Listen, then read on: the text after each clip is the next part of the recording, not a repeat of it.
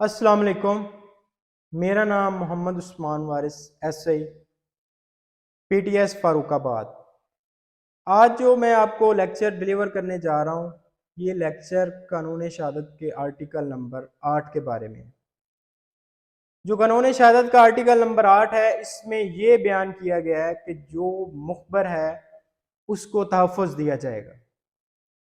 Basically हम जो है ना, किसी भी पुलिस अफसर को या किसी मजिस्ट्रेट को या किसी भी महकमा माल के अफसर को इस बात पर मजबूर नहीं कर सकते कि उसको इस जुर्म के बारे में इत्तला कहाँ से मिली है, कि उसको इस जुर्म के बारे में जो इत्तला है वो देने वाला कौन है, कौन सा ऐसा जरिया है, कौन सा ऐसा सोर्स है जो उसको इसके बारे में इत्तला दे रहा है। ना ही वो किसी का बाउंड होगा कि उससे कोई बंदा पूछे कि आप अपने सोर्स को एक्सप्लोर करें, इसके बारे में बताएं कि जी ये जनाब जो मुझे इत्तला मिली है इस जुर्म के बारे में, ये जुर्म जो मैंने रिकॉर्ड पे इसको लिया है, इसके बारे में मुझे किसने बताया है, इसका इत्तला देने वाला कौन है। तो जो इत्तला देने वाला है उसका नाम हमेशा सीगा राज में रखा जाएगा। ठीक हो गया। सीगा राज से रखने का मतलब ये है कि एक बंदा है वो इत्तला देने वाला है, अगर उसके बारे में हम किसी को बता देते हैं, अगर हम उसको बता देंगे कि भाई ये जो मैंने जुर्म जो है रिकॉर्ड पे लेके आया हूं, इसकी जो इत्तला देने वाला फलां बंदा है, तो जो मुल्जिम है वो तो मुखबर के पीछे पड़ जाएगा, उसके साथ उसकी दुश्मनी शुरू हो जाएगी।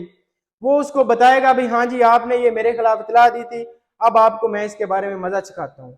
इसलिए जो हमारे पास आर्टिकल नंबर 8 है कानून शहादत का, वो ये कहता है कि जो भी बंदा आपको किसी जुर्म के बारे में इत्तला देता है, आप उसके बारे में किसी को नहीं बताएंगे इस जुर्म के बारे में इत्तला देने वाला कौन है।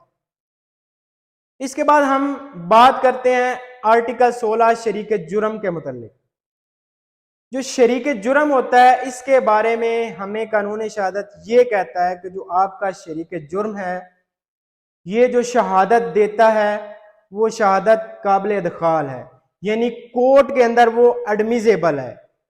कोर्ट उसकी शहादत को रद्द नहीं कर सकता कि ये बंदा तो खुद उस जुर्म के अंदर इन्वॉल्व था, ये बंदा तो खुद जुर्म कर रहा था, ये बंदा तो खुद जुर्म करने वाला है।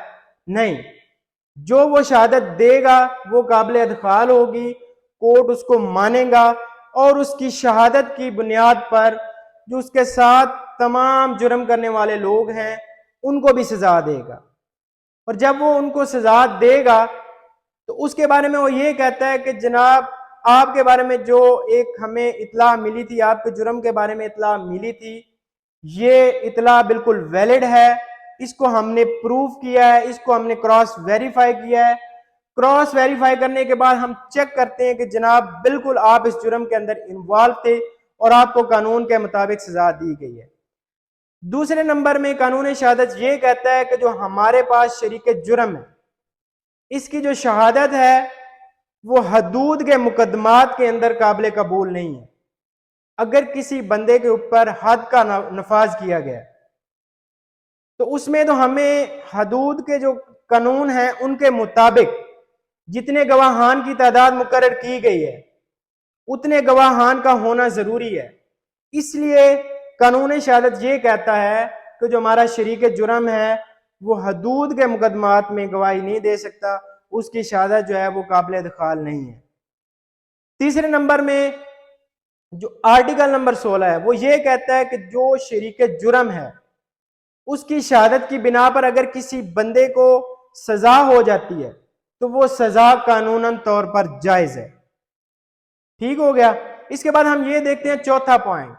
चौथा पॉइंट इसके अंदर ये कहता है कि जो शरीक जुर्म की शहादत है उसके लिए किसी तायदी शहादत की जरूरत नहीं है।